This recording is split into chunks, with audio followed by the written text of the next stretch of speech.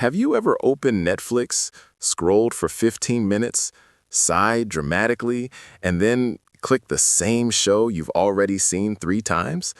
You know every plot twist. You can practically recite the dialogue. And yet, somehow, it feels more comforting than starting something new. It's like your brain looked at the entire universe of content and said, "No, I want this one again." Most people assume rewatching the same shows means you're bored, lazy, or just stuck in a routine. Maybe you've even told yourself that. I should watch something new. I'm wasting time. But psychologically, the urge to rewatch isn't about a lack of imagination. It's about how your brain handles emotion, uncertainty, memory, and safety. Let me show you what's really happening. Your brain, at its core, is a prediction machine. It's constantly trying to answer one question: what's going to happen next? Not just in shows, but in life, in conversations, in relationships, in work, in everything. And every time it predicts correctly, it feels a tiny sense of relief, a little hit of, okay, I understand this world. New shows are unpredictable. New characters, new emotional arcs, new surprises. That might sound exciting, but for your nervous system, unpredictability is work. It requires attention, emotional investment, and a tolerance for uncertainty. Rewatching, on the other hand, is like walking through a familiar neighborhood in your mind. You already know where the turns are. You know which scenes will make you laugh, which ones might hurt a little, and which ones will wrap everything up neatly in the end. So when you rewatch a show, you're not just watching it. You're resting inside something you already emotionally understand. There's a concept in psychology called cognitive load, which basically refers to how much mental effort something requires. New stories increase cognitive load. Your brain has to learn new rules, new personalities, new emotional dynamics. Old stories reduce it.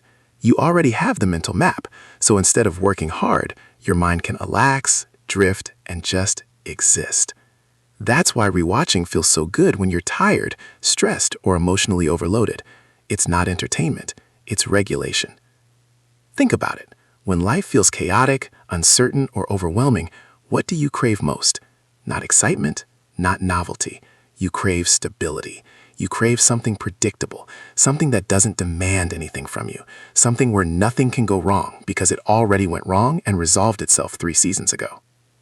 Rewatching is emotional self-soothing. It's the psychological equivalent of comfort food, not because it's fancy, but because it's familiar. Your brain already knows how it will taste emotionally. And here's something even more interesting. When you rewatch a show, your brain actually processes it differently than the first time. The first time, you're focused on plot. What happens next? Who is this? Where is this going? But the second or third time, you already know the ending, so your attention shifts. You start noticing subtleties, facial expressions, foreshadowing, emotional subtext. You see layers you missed before. So in a strange way, rewatching can actually feel deeper than watching something new. You're not chasing the story anymore. You're living inside it. This is why people often rewatch shows from specific periods of their life. The sitcom they watched in college, the anime they loved as a teenager, the drama they binged during a difficult year. The show becomes more than a show. It becomes a memory container. Your brain doesn't just remember the story, it remembers who you were when you watched it. So when you rewatch, you're not just revisiting characters, you're revisiting a version of yourself. A time when your life felt a certain way, when your problems were different, when your emotional world had a specific texture. That's why rewatching can feel nostalgic even if the show isn't old. It's not about the year it came out, it's about the emotional chapter of your life it's tied to.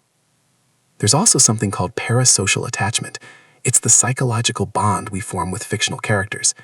Your brain doesn't fully distinguish between real social relationships and well-written fictional ones. So when you spend dozens of hours with the same characters, laughing with them, struggling with them, watching them grow, they become emotionally familiar, almost like friends. And just like in real life, being around familiar people feels safer than meeting new ones. When you rewatch a show, you're returning to a social world where you already know everyone. You know who's kind, you know who's annoying, you know who will betray whom, and who will eventually become better. There's no social risk, no emotional surprises, no need to emotionally calibrate yourself. It's like hanging out with people who already understand you without having to explain anything. Now here's the part people don't usually talk about. Rewatching is especially common in people who are introspective, sensitive, or emotionally deep. People who think a lot, feel a lot, analyze a lot. Their minds are often already busy processing life.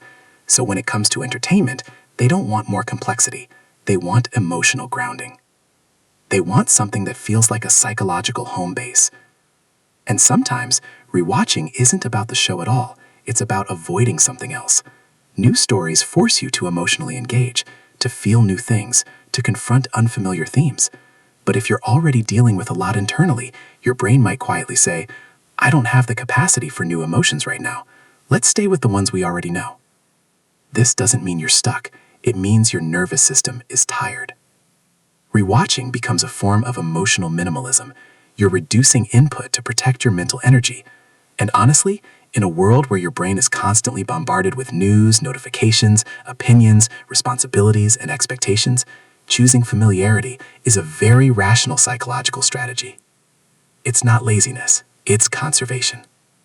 There's also a deeper existential layer to this. New shows represent unknown futures. Old shows represent known pasts. When you rewatch, you're temporarily stepping out of the anxiety of what's next and into the comfort of what already is. You're entering a reality where nothing truly unexpected can happen. And that's incredibly calming for a brain that lives in a constant state of anticipation. Some researchers even suggest that rewatching increases feelings of control. Because you know what will happen, you feel more in charge of the experience. In real life, you rarely get that. You don't know how conversations will go, how people will change, how situations will unfold. But in a rewatched show, you have omniscience. You're above the timeline. You know every outcome. That sense of control, even in a fictional space, reduces anxiety. So the next time you catch yourself rewatching the same series instead of starting something new, don't judge yourself too quickly. Ask yourself a better question. What is my brain actually craving right now? Is it rest? Is it safety? Is it familiarity? Is it emotional grounding? Is it nostalgia? Is it connection without effort? Because your choice of content is often a reflection of your internal state. When you're curious, energized, and open, you're more likely to seek novelty, new shows, new ideas, new worlds.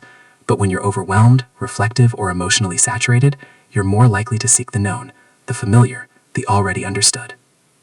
Rewatching becomes a psychological signal, not of stagnation, but of self-regulation. And here's the beautiful part. There's nothing wrong with that. Human beings aren't designed to constantly evolve at full speed. We need repetition, ritual, familiar stories. We need psychological anchors. We need narratives that remind us how things feel when they make sense. In ancient cultures, people told the same myths and legends over and over again, the same stories passed down for generations. Not because they lacked creativity, but because those stories gave meaning, structure, and emotional grounding to life. Rewatching is the modern version of that.